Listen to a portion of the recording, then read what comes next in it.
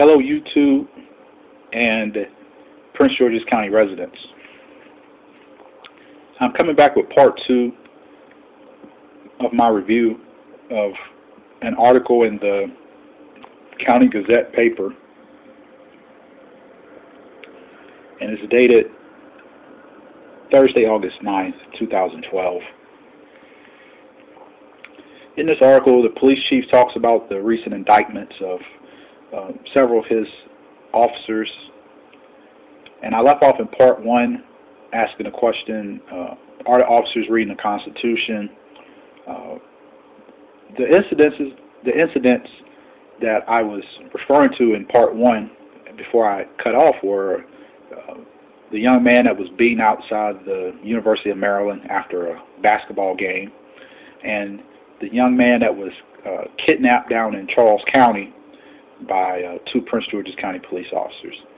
It goes back to my question, are these officers reading the U.S. Constitution?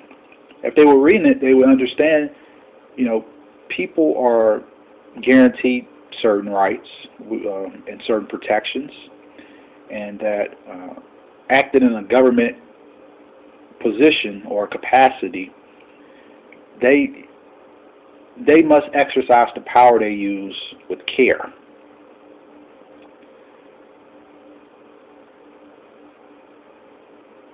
Maybe, the chief of police said he's unsure as to why there's an uptick in the number of complaints. Maybe it's just that more unconstitutional behavior is coming to light. Also in the article, it was asked, or it was claimed that county officers are being baited. Who is baiting the police to beat them? Who is baiting the county police to kidnap them and to drive them around and leave them in fields? Who is baiting Prince George's County Police to tackle them from behind, pistol whip them, then make up charges against them and have them falsely imprisoned for months at a time? Who is falsely baiting these police officers? I mean, the assertion, in my opinion, is totally misguided. It's inappropriate. It's insensitive to the abuses that these victims have suffered, and it just comes across as fairly arrogant, in my opinion.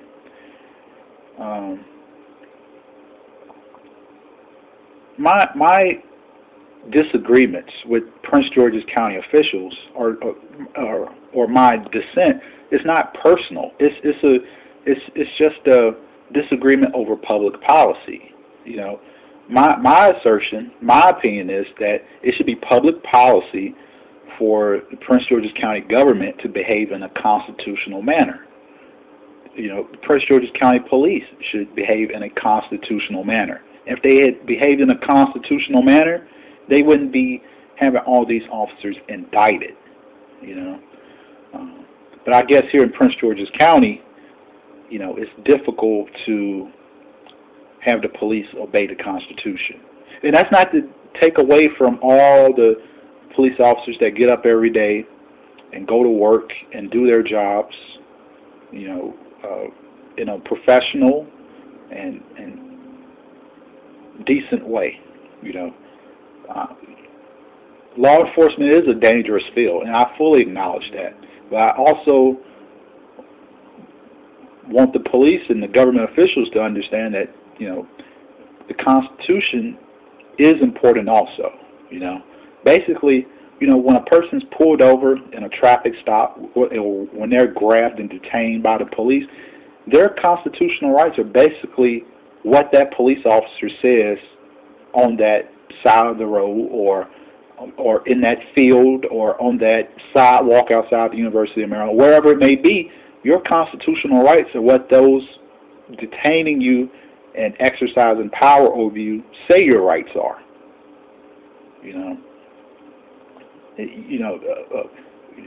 These crazy theories of the law that people have, constitutional rights and so forth. That stuff is debated in college auditoriums where they're having law school at or whatever, or inside courtrooms or at bar association meetings or whatever may be the case. This is what's debated amongst the legal scholars, but for the average citizen like myself and others, our rights are basically what we might know our rights. Let me reiterate that. We might know our rights, but the police can decide whether or not they're going to follow the Constitution, And in these situations, though, the officers decided not to follow the Constitution. When they pointed a gun at this young person's head, when they kidnapped this young man down in Charles County, when they tackled another young man from behind, pistol whipped him, had the firearm discharge. So, and it's excuse me. It's sad to always see that the county is being discredited in these situations. Just 2 days prior, this officer had evacuated a burning building, excuse me, and undoubtedly saved people's lives. I fully acknowledge that. What he did was brave, and he deserves a medal for it. But just 2 days later, he's indicted for criminal behavior, and it's just disheartening and saddening as a county resident, because I want the county police department to have a tremendous amount of pride. They do good work on a regular basis, but they have to root out this unconstitutional behavior, and I don't accept the notion from my government officials in the police department that misconduct will happen. They're already laying the groundwork that we should expect these officers to behave in this way. Do the people of Bethesda, Maryland, or Potomac, Maryland, or Rockville, Maryland, are their police chiefs saying the same thing? You should expect your police officers to behave in misconduct from time to time. Or even if it's a rare event, just look at how outrageous, just how just evil these acts are that these officers are accused of committing. Just who wants that to be? Even if it happens from time to time. My point is, what resident or citizen wants that to be them? Do you want that to be your family member that's suffering these abuses? But remember, though, this happens from time to time, or on occasion, as indicated by the police department. So, but I'm just giving my view of it. Hopefully, public policy will change, and the police department will adopt a zero-tolerance policy for police misconduct. They will be truly open and transparent in investigating these officers and holding them accountable.